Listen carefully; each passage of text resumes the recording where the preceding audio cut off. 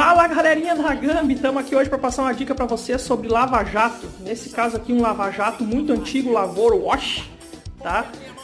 Fazendo uma análise aqui nele, desmontei tudo e o que aconteceu, ó? Não eram essas válvulas aqui, tá?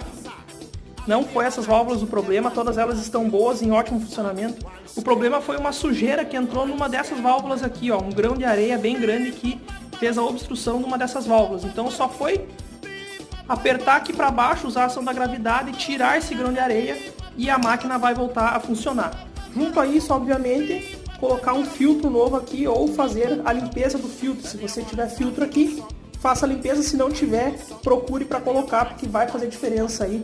Eu montei essa máquina, usei ela três vezes, na quarta vez entrou a sujeira aqui e ela parou de funcionar, ela trepidava.